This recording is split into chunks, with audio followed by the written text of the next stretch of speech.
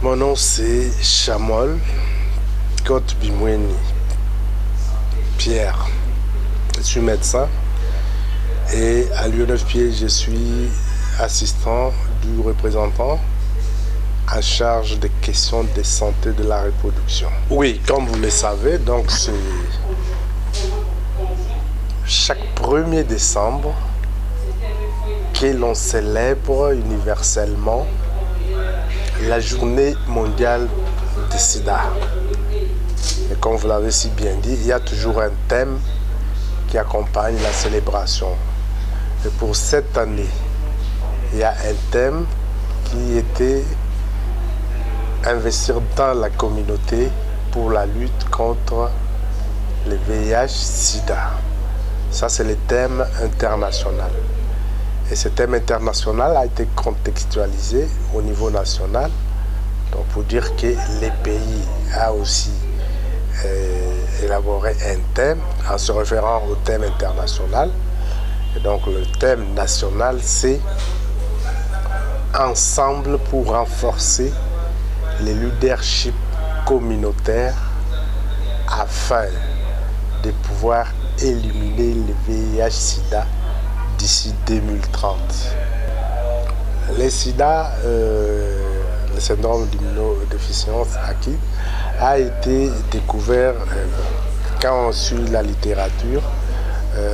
C'était en 1980.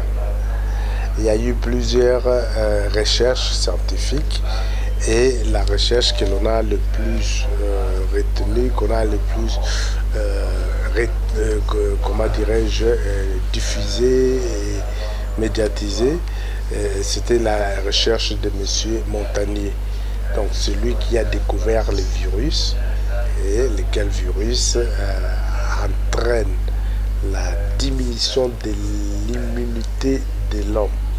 C'est ce qui fait que quand l'immunité, tout le monde a une immunité naturelle. C'est cette immunité-là qui nous permet de résister à certaines affections et certaines infections. Et quand cette immunité est réduite, cette immunité est affaiblie, eh bien, vous êtes comme une armée sans militaire. C'est ce qui fait que n'importe quelle agression microbienne va vous attraper et va vous affaiblir. Et c'est ce que ça veut dire les syndromes d'immunodéficience acquis. Donc, Luc Montagnier, c'est lui qui a, dans les recherches, avait permis d'isoler, de mettre en évidence le virus de sida.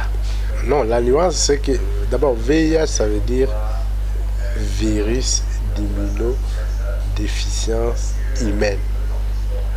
Alors, quand on parle de VIH1, VIH2, donc c'est selon les évolutions du virus. Parce que ce virus-là, il s'émue, c'est-à-dire qu'il se transforme suite aux conditions atmosphériques, suite aux conditions, comment dirais-je, de la biodiversité. Il peut se transformer, soit pour se maintenir aussi et essayer de résister. C'est ce qui fait qu'on a eu un VIH1 et puis qui se comportait d'une certaine manière. Et après un temps, lorsqu'on a fait encore des études, on a vu que l'autre virus réagissait d'une autre manière et on l'a appelé VIH2. Bon, dire que nous avons plusieurs traitements, à mon avis, ne serait pas indiqué. Nous avons un seul traitement scientifiquement prouvé, c'est l'usage des antirétroviraux. Donc ce sont ces molécules médicamenteuses que les scientifiques ont mis au point pour pouvoir traiter les virus du sida. Alors jusque-là, c'est un traitement curatif qui permet seulement de réduire la virulence du virus, de retarder l'évolution de la personne atteinte vers le décès et de maintenir très bas, n'est-ce pas, les taux des microbes dans le corps. Alors ces antirétroviraux, vous les prenez tous les jours et c'est ce qu'on est en train d'appliquer partout. Donc il y a 3 molécules que l'on doit vous donner jour pour jour ad vitam, c'est-à-dire jusqu'au moment où peut-être que la vie vous sera ôtée, mais pour l'instant le traitement qui finit les VIH-Sida n'est pas encore mis au point, donc nous avons les antirétroviraux pour, comme je l'ai dit, réduire la violence des virus et réduire les taux des microbes, des virus dans le corps.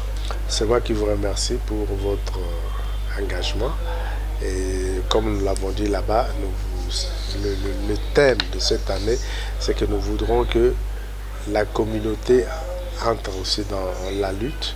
Comment est-ce que la communauté va entrer? Eh bien, la communauté ne fait que par le partage des bonnes informations. Hein, et ça va aider. Et surtout aussi l'usage de tout ce que l'on donne comme conseils et méthodes de prévention. Encore une fois, merci d'être venu.